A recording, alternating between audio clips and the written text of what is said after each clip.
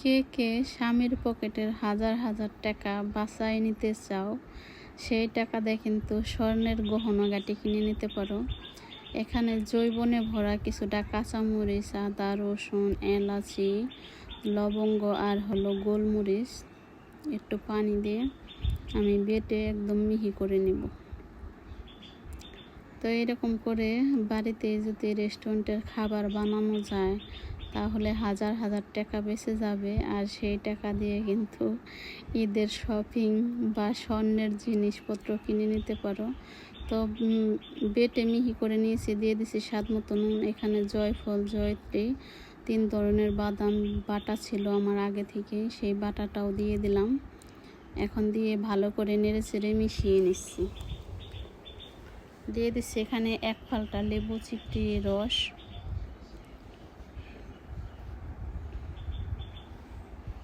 লেবুর রসটা কিন্তু দিতে ভুলবে না, কারণ লেবুর রসটা দিলে যে কতটা সুস্বাদু হয় সেটা তোমরা যদি দাও তাহলেই বুঝতে পারবে। তো লেবুর রসটা দিয়েও ভালো করে নেড়ে চেড়ে মিশিয়ে নিলাম। এখানে দিয়ে দিচ্ছি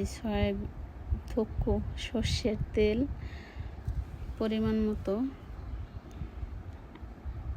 আবারও মশলাগুলোর সাথে মিশিয়ে নিচ্ছি। আর মুরগির গোশটায় যে এরকম বড় বড় পিস করে রেখেছিলাম, কেটে কুটে ধুয়ে একদম পরিষ্কার করে রেখেছি।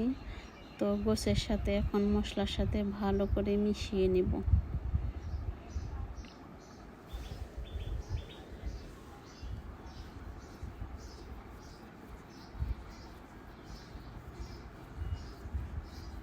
ভালোভাবে মিশিয়ে এখন আমি তুলে নিচ্ছি। একদম পাটাটা কেচে কুচে। তো এটা এখন 20 মিনিটের জন্য রেখে দেব। আমার কাছে সময় নাই এর জন্য। তোমরা চাইলে আধা ঘন্টা বা 2 ঘন্টা মশলা মাখিয়ে যত বেশি রেখে দেবে তত কিন্তু সুস্বাদু হবে, খেতে একদম ক্রিস্পি হবে। তো এখানে 2টা আলু নিয়েছি বড় বড় সাইজের। তো আলুগুলো ফ্রাই করব। এখানে স্বাদ মতো নুন দিয়ে গোলমরিচের ফাঁকি দিয়ে মিশিয়ে নিচ্ছি। তো দেখতেই পারতেছে একদম কেটে কুটে ধুয়ে লম্বা লম্বা পিস করে কেটে নিয়েছি আমি আলুর টুকরোগুলো। তো এরকম করে কিন্তু রেস্টুরেন্টে গেলেই 3-4 পিস আলু ভাজা দিলেই কিন্তু হাজার হাজার টাকা বিল হয়ে যায়। তো মুরগির গোশ ভাজার জন্য যে পোটটা সেটা আমি তৈরি করে নিচ্ছি। এখানে স্বাদ মতো নুন, গোলমরিচের ফাঁকি আর মরিচ ফাঁকি পরিমাণ মতো দিয়ে ভালো করে আটার সাথে মিশিয়ে নিচ্ছি।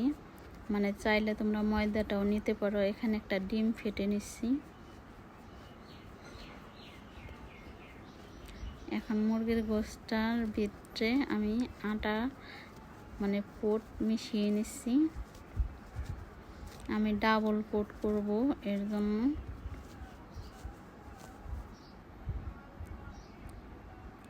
তো আবার ডিমের গোলার সাথেও এরকম করে ভিজিয়ে নিচ্ছি।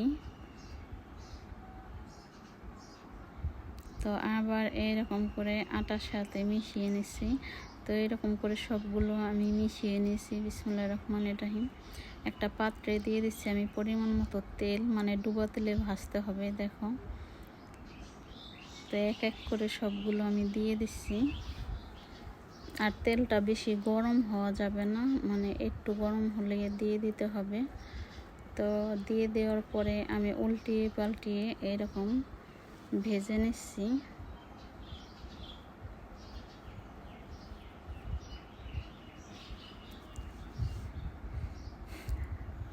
তো ভালোবাসার মানুষরে কিন্তু মাঝে মধ্যে এরকম স্পেশাল খাবার যদি খাওয়াইতে চাও, যে ভালোবাসা তো পাবেই, আর হাজার হাজার টাকাগুলো বেঁচে যাবে।